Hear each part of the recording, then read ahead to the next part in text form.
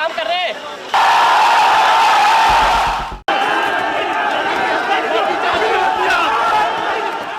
দিল্লির রাজনীতিতে এখন উত্তপ্ত হাওয়া বইছে। সাধারণ ছাত্র জনতার উত্তাল ঢেউ মোদির ক্ষমতার পাহাড়কে যেন তাসের ঘরের মতো ভেঙে দিয়েছে। ছাত্রদের সাথ দিয়ে থালাপতি ও নরেন্দ্র মোদির বিরুদ্ধে কঠোর হুঁশিয়ারি দিয়েছে। নিজেকে ধরাছোঁয়ার বাইরের এক শক্তিশালী নেতা মনে করা নেতাকেই অবশেষে ক্ষুব্ধ ছাত্র জনতার অদম্য আন্দোলনের মুখে নতি স্বীকার করে পদত্যাগ করতে বাধ্য হচ্ছেন। মোদির পদত্যাগের সাথে সাথে ভারতীয় রাজনীতির চাকা ঠিক কোন দিকে মোড় নিচ্ছে, বিস্তারিত থাকছে আজকের প্রতিবেদনে। রাজধানী দিল্লির রাজপথ আজ জেনজির ছাত্র জনতার দখলে। বিক্ষোভ ও ন্যায়ের দাবিতে মুহূর্তের মধ্যেই পরিণত হয়েছে এক রক্তক্ষয়ী ও ধোঁয়াশাচ্ছন্ন রণক্ষেত্রে। ভারতীয় সংসদ ভবনের ভেতর যখন গুরুত্বপূর্ণ বর্ষাকালীন জরুরি অধিবেশন চলছিল এবং দেশের নীতি নির্ধারণী বিষয়গুলো নিয়ে আলোচনা হওয়ার কথা ছিল, ঠিক তখনই সংসদ ভবনের বাইরে আচমকা চারদিক থেকে আছড়ে পড়ে হাজার হাজার ক্ষুব্ধ শিক্ষার্থীর এক অবাধ্য বাঁধ ভাঙা জনসমুদ্র। প্রায় 10 থেকে 12 হাজার তরুণের এই বিশাল জমায়েত পুরো শহরের হৃৎপিণ্ডকে এক প্রকার অবরুদ্ধ করে ফেলে। দেশের মেডিকেল ভর্তি পরীক্ষা নিটের চরম অনিয়ম, বারবার প্রশ্নপত্র ফাঁস হওয়া এবং সিবিএসই বোর্ডের রন্ধ্রে রন্ধ্রে জমে থাকা চরম দুর্নীতির বিরুদ্ধে দীর্ঘদিন ধরে যে তীব্র ক্ষোভ জমেছিল, আজ রাজপথে নেমে তা বিশাল এক আগ্নেয়গিরির মতো বিস্ফোরিত হয়েছে। ভারতের কোটি কোটি তরুণের ভবিষ্যৎ ধূলিসাৎ করে দেওয়ার বিরুদ্ধে রুখে দাঁড়িয়েছে এই জেনজি প্রজন্ম। তাদের পরিষ্কার বক্তব্য, অনতিবিলম্বে দেশের শিক্ষামন্ত্রী ধর্মেন্দ্র প্রধানের পদত্যাগ নিশ্চিত করতে হবে এবং পরীক্ষার পুরো ব্যবস্থার উপর থেকে ওই কালো দুর্নীতির হাত সরাতে হবে। এই এক দফা দাবি নিয়ে তারা তাদের সংসদ চলো অভিযান শুরু করে। বিক্ষোভকারীরা যখন মিছিল নিয়ে সামনের দিকে এগোতে থাকে এবং সংসদ ভবনের সুরক্ষার জন্য রাখা প্রথম সারির কড়া ব্যারিকেডগুলো ভেঙে ভেতরে ঢোকার চেষ্টা চালায়, তখন দিল্লির রাজপথের পরিস্থিতি দ্রুত আইন শৃঙ্খলা বাহিনীর নিয়ন্ত্রণের বাইরে চলে যেতে থাকে। হাজার হাজার ক্ষুব্ধ তরুণকে থামানোর জন্য রাজপথে মোতায়েন করা পুলিশ এবং দাঙ্গারোধ বাহিনী কঠোর পথ বেছে নেয়। মুহূর্তের মধ্যে শান্ত সকালের বাতাস ভারী হয়ে ওঠে। টিয়ার শেলের ঝাঁঝালো ধোঁয়ায় পুলিশের নির্দয় লাঠিচার্জে রক্তে লাল হয়ে ওঠে রাজপথের মসৃণ পিচ। চারদিকে আর্তনাদ আর দৌড়াদৌড়ি শুরু হয়ে যায়।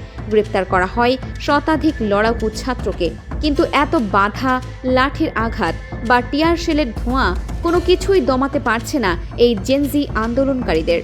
হাতে বাবা সাহেব আম্বেদকরের ছবি, উড়ন্ত জাতীয় পতাকা আর ভারতের সংবিধান নিয়ে তারা পুলিশের ব্যারিকেডের সামনে অনড় দাঁড়িয়ে নিজেদের অধিকারের গান গেয়ে যাচ্ছে।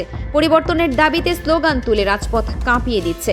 সংসদ চত্বর এবং আশপাশের মূল সড়কগুলোতে যখন পুলিশ ও ছাত্রদের এই সংঘর্ষ চরম আকার ধারণ করে, ঠিক তখনই দিল্লির বুকে এক অবাক করা দৃশ্য ঘটে যায়। চারদিকে নিরাপত্তা বলয় ভেঙে ছারখার হয়ে যাওয়ার উপক্রম হলে সংসদ ভবনের ভেতরের পরিবেশও নিমিষেই থমথমে ও আতঙ্কগ্রস্ত হয়ে ওঠে। আন্দোলনকারীদের ঝড়ের গতিতে এগোতে থাকা এবং বাইরের উত্তাল হট্টগোলের খবর পেয়ে কড়া নিরাপত্তার প্রোটোকল মেনে গোপন পথ ও সুড়ঙ্গ দিয়ে তড়িঘড়ি করে সংসদ ভবন ত্যাগ করতে বাধ্য হয় প্রধানমন্ত্রী নরেন্দ্র মোদির কড়া নিরাপত্তা বেষ্টিত বুলেট প্রুফ কনভয়।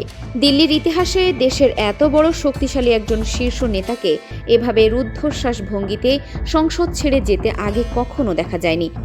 ঘটনার আকস্মিকতায় সুরক্ষার স্বার্থে সংসদের বেশ কয়েকটি প্রধান প্রবেশদ্বার তাৎক্ষণিকভাবে সিল করে দেওয়া হয়। একই সাথে শহরের একাধিক গুরুত্বপূর্ণ মেট্রো স্টেশন বন্ধ করে দেওয়া হয় এবং ইন্টারনেটের গতি কমিয়ে অচল করে দেওয়া হয়। এমনকি আন্দোলনকারীরা যাতে রাস্তার বিশাল লোহার গার্ড রেল সরাতে না পারে সেজন্য পুলিশ ও সেনাবাহিনীর সদস্যরা রাস্তায় স্পট ওয়েল্ডিং করে লোহার ব্যারিকেডের উচ্চতা আকাশচুম্বী করে ফেলে। কিন্তু এত কড়া নজরদারি সত্ত্বেও রাজপথের বিক্ষোভ কোনোভাবেই থামানো যাচ্ছে না। আজকের এই আন্দোলনে কেবল সাধারণ ছাত্ররাই সীমাবদ্ধ নেই। লাদাখের প্রখ্যাত পরিবেশবাদী সোনম ওয়াংচুককে দিল্লির যন্তর মন্তর থেকে আমরণ অনশনরত অবস্থায় চাটুকার পুলিশ চ্যাংদোলা করে তুলে নিয়ে হাসপাতালে ভর্তি করানোর পর থেকেই জনমনে ক্ষোভের আগুন শতগুণ বেড়ে গেছে। সোনম ওয়াংচুক হাসপাতালের আইসিইউতে শুয়েও ছাত্রদের অনড় থাকার বার্তা দিয়েছেন। সেই বার্তায় সাহস পেয়ে সিজেপি প্রধান অভিজিৎ দীপক সহ বহু অনশনকারী ছাত্র আজ রাজপথের এই সংসদ চলো অভিযানে সরাসরি নেমে পড়েছেন। যদিও অভিজিৎ দীপককে ইতোমধ্যে পুলিশ গ্রেপ্তার করেছে। অন্যদিকে এই বৈপ্লবিক আন্দোলনের সুযোগে দেশের বিরোধী রাজনীতিও এক ছাতার নিচে চলে এসেছে। কংগ্রেস নেতা রাহুল গান্ধী, পশ্চিমবঙ্গের মুখ্যমন্ত্রী মমতা বন্দ্যোপাধ্যায়, তামিলনাড়ুর জনপ্রিয় নেতা থালাপতি বিজয় এবং সমাজবাদী পার্টির অখিলেশ যাদবের মতো শীর্ষ রাজনৈতিক ব্যক্তিত্বরা রাজপথে নেমে সরাসরি তরুণদের সমর্থন দিচ্ছেন। পরিস্থিতি এমন দাঁড়িয়েছে যে ক্ষমতাসীন বিজেপির ভেতরের বেশ কয়েকটি অঙ্গ সংগঠনও আজ নিজ দলের সিদ্ধান্তের বাইরে গিয়ে ছাত্রদের ওপর হওয়া অমানবিক অত্যাচারের প্রতিবাদে সোচ্চার হয়েছে। তবে দিল্লির রাজপথের এই হঠাৎ তৈরি হওয়া আগুন কিন্তু কোনো হঠাৎ ঘটে যাওয়া বিচ্ছিন্ন ঘটনা নয়। এর পেছনে রয়েছে 2024 সালের লোকসভা নির্বাচনের সেই গভীর রাজনৈতিক ক্ষত ও নড়বড়ে ব্যবস্থাপনা। সেদিনের নির্বাচনের কথা স্মরণে আনলে দেখা যায় বিজেপি নেতৃত্বাধীন এনডিএ জোট 400 পার করার বিশাল দাম্ভিক স্লোগান নিয়ে ভোটের মাঠে নেমেছিল। তারা অত্যন্ত আত্মবিশ্বাসী ছিল যে এককভাবেই একটি অখণ্ড এবং প্রচণ্ড শক্তিশালী সরকার তারা গঠন করতে পারবে।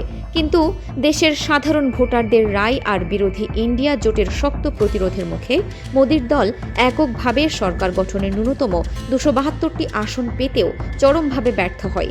তারা এসে আটকে যায় মাত্র 240টি আসনে, যার ফলে বিজেপি একাই ক্ষমতায় থাকার নৈতিক ও গাণিতিক ভিত্তি হারিয়ে ফেলে। একক সংখ্যাগরিষ্ঠতা হারানোর পর শরিক দলগুলোর সমর্থনের ওপর পুরোপুরি টিকে থাকতে বাধ্য হয় নরেন্দ্র মোদির দল।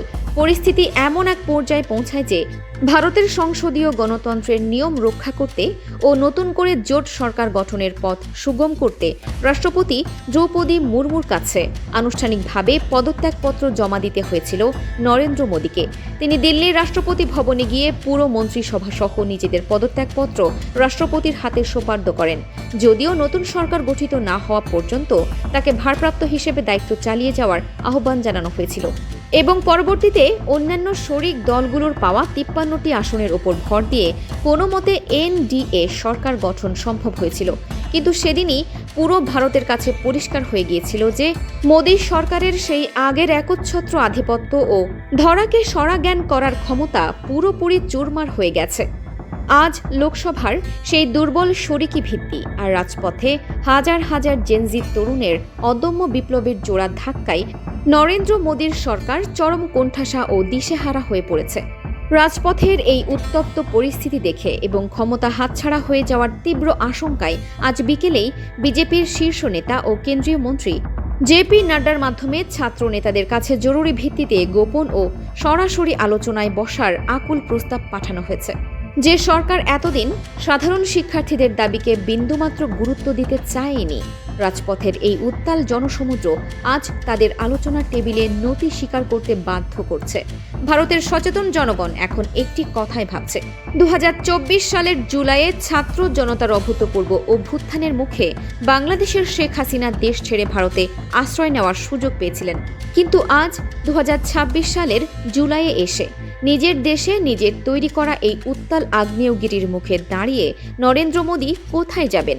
দিল্লির এই উত্তাল রাজপথ আর রাজনৈতিক অঙ্গনের অস্থিরতা শেষ পর্যন্ত কোন দিকে মোড় নেয়? এখন পুরো বিশ্বের নজর আটকে আছে